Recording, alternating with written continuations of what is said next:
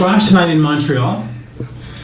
Yeah, it's been a while since you played here. Yeah, it's been, I think the last time we were here was like 2007, maybe, Yeah. 2008, 2007. Yeah, now, since you left the other band, you've been mostly a solo artist. Why did you not ever join, you know, an Ozzy or an Alice Cooper or a known band? You must have been asked. That's an interesting question, actually. I think that I'm pretty much sort of, you know, I don't mind being in a group where we Right. put the whole thing together ourselves, but I don't think I'm ready to join somebody else's band. Okay. I don't mind, you know, doing guest appearances on somebody's record and so on and so forth, but I have no interest in signing on to play some other artist's material and do all that for a living, you know. So, I'm usually just putting together my own projects. Yeah, because, I mean, a lot of guitarists do join. And now, this new phase of Slash started off as a solo record with Slash, and then you had all these vocalists come in, Ozzy and so on and so forth. What's changed between that one and the new album, Apocalyptic Love, where you've become a band? Well, I think when I did the solo record, that was just a one-off project, something that I wanted to do, which is basically, in essence, have a bunch of different artists Right. appear on my record as opposed to me appearing on everybody else's. And in doing that, I met Miles, and he sang a couple songs on the record, and I had never heard him sing before, and I just heard a lot about him, and I'd reached the end of the record. I'd completed the record, and I still had 2 songs that had been staring me in the face the whole time that I never had figured out who should sing. And so I thought, what about that Miles Kennedy guy? You know, I keep hearing all these great things about him. Led Zeppelin wants him, all this stuff. So I contacted him, and I sent him a demo, one instrumental, and he put vocals on it. That was a song called Starlight, and I was like, wow, this is fucking really good. So I flew him out to LA, and we met. I really liked him, really, really cool, even-keeled, sort of humble kind of guy. Did an amazing fucking vocal performance in the studio. And then I asked him to sing, if he was interested in this other piece of music, which he liked. So he wrote the words and the vocal melody for Back from Cali. Right. And so at that point, you know, I was about to put a band together to go out and support this record. I mean, I do everything sort of like as it happens, you know, totally flying by the seat of my pants. And I was like, do you want to do this tour? And I was expecting him to say no because he had Alter Bridge to do, but he was on a break. So he said, yeah, I'd love to do it. And so I went out and I auditioned drummers all throughout LA, all the drummers I know. And I've been pointed in the direction of Brent Fitz, who is somebody I'd never heard of. And he's a drummer who knows everybody. Yeah, he knows everybody, but we don't know each other. Right. Anyway, so I went out to Vegas, and he and I met, and he was great. And so we jammed together, and he was the perfect guy for this sort of kind of style of thing where, you know, just a little bit behind the beat, sort of sexy kind of, you know. But anyway, and so I had a bass player that didn't work out, and Brent said, I'm making a long story longer, but Brent said, what about Todd Kearns? I know this guy, he's really good. And I was like, yeah, whatever. Well, if he's willing to drive down to rehearsal today, have him come down, because I didn't know who he was either. And Todd showed up and he started playing. He's a phenomenal rock and roll bass player, and he can sing, right? And so I had this fucking fantastic pickup band. We rehearsed for a week. The chemistry was all there. We had a great time, and we set out on the road. And what happened from there, you know, we just started adding dates. And, you know, probably 4 months or 5 months into the tour, I thought, you know, I should just make a record with these guys. So they were fine with that concept, and I started writing music on the road, and I'd farm it out to Miles, and he started writing stuff and compiled all that. And at the end of a year and a half on the road, we went in the studio and came up with this, Apocalyptic Love. Now, 2 things. First, you mentioned Todd. He went out on the road, but then he had some problem with his eyes. We were in fucking Russia. Right. God, what a funny story that was. Well, it's not funny, but we were, you know, Todd had been complaining about his eye. Anyway, so for a little while, and then we flew all the way to Russia. It was my first time ever in Russia, obviously the band's first time in Russia. And we get there, we went and hung around, you know, Red Square and all that kind of stuff. And then everybody went to bed, and I got a phone call at 5 o'clock in the morning. Something's wrong with Todd's eye. And it turned out his retina detached. So he had to take an emergency flight back to Las Vegas. Las Vegas, okay. And so we were left in Russia with these 2 shows in Moscow and St. Petersburg with no bass player. And I'm like, what the fuck are we gonna do, you know? I don't know if we can just jump on a plane and say, see you later. I don't know how that's gonna work over there. Anyway, but we had Brent played bass and our drum tech played drums, and we managed to fucking sneak by on those 2 gigs. But we actually pulled it. We rehearsed really hard at soundcheck and got it together. Anyway, so that was that. But yeah, but he's better now. No, he's been better. He was just in surgery for a little bit. Okay. And now Miles, the album says featuring Miles. Is there maybe down the road an album that says / featuring new singer, or is Miles really the guy? Well, you know, I know this is sort of, you know, I mean, I didn't foresee any of this coming. Okay. When I was on tour as Slash, I said, well, you know, Miles is in his own right. Recognizable name and a talent and so on. Sure. So I called the tour / featuring Miles Kennedy. Then, as we went and did the record and all that kind of stuff, I was like, and on the tour, just as a sort of fun thing, before we went on stage, our tour manager used to say, / featuring Miles Kennedy, and make up a name for the other guys, because we really formed into a unit. So when it was time to make the record, I was like, well, I'm not going to change / and Miles Kennedy, because everybody's familiar with it. We just spent a year and a half on the road fucking forcing that down people's throats.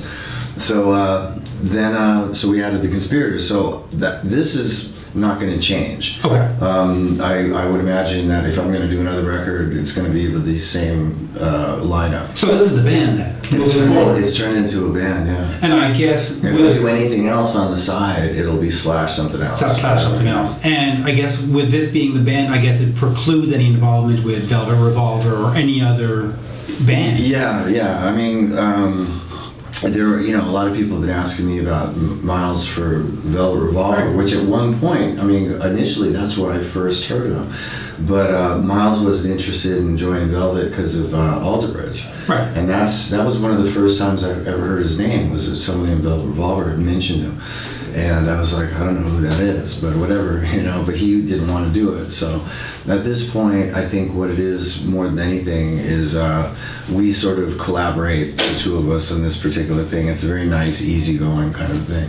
Whereas Velvet Revolver is a 24/7 commitment. Right. He'd have to leave Alter Bridge and do all that. Right, and as you say, he had to leave. He's still with Alter Bridge, and he does tours. When you're not touring, he's touring. Yeah. He hasn't had a break since April of 2010, almost 3 years. Is there any interference in terms of recording schedule or touring schedule, or has it been working out reasonably? We just make it work. Like Miles is out with me until December. Okay. And then we have him back again February, March, something like that. Okay. Then he should be committed to doing Alter Bridge for a while.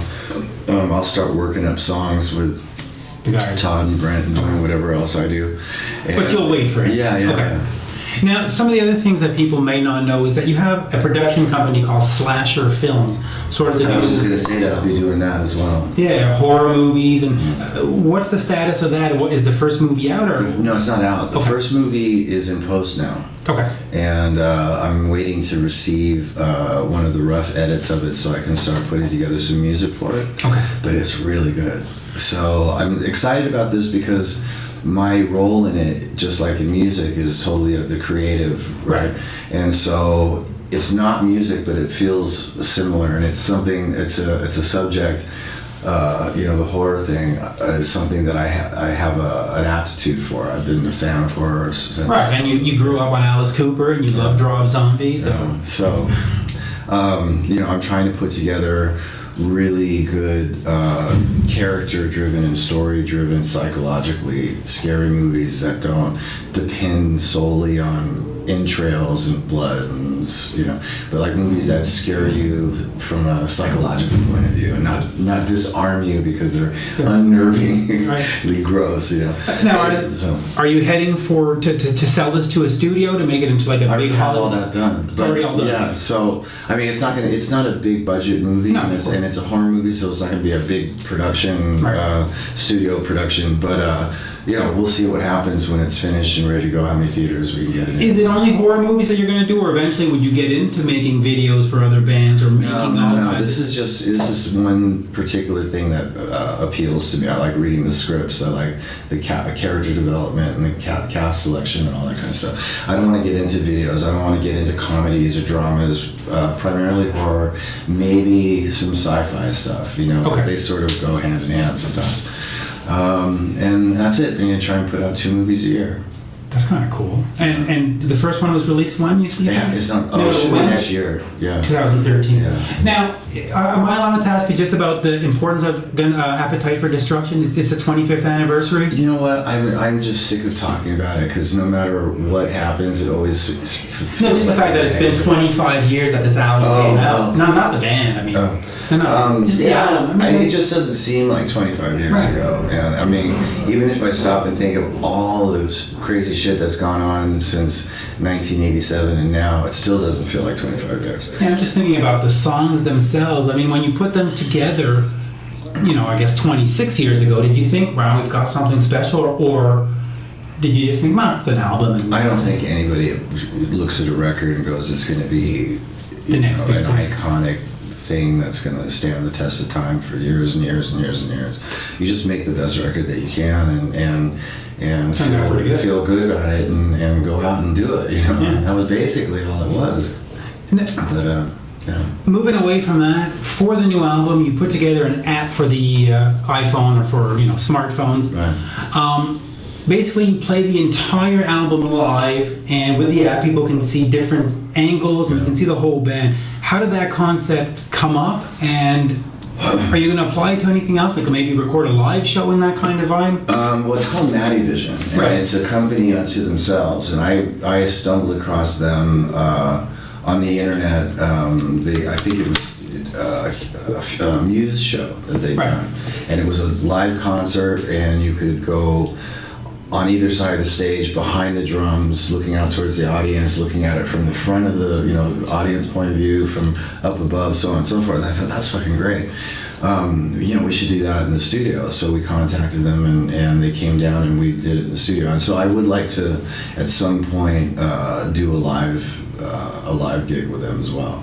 It's a really cool sort of interactive way of, for either a live performance or a studio performance. Well, especially for a studio performance, because essentially you've played the entire album live, and not a lot of people do that. They play 2 or 3 cuts from the new song and then all the back catalog, and this sort of forced you to learn and play all the new stuff. Well, trust me, we did enough pre-production going into this record to learn all the new stuff anyway. Yeah. And since it was recorded live, we had to know it pretty well.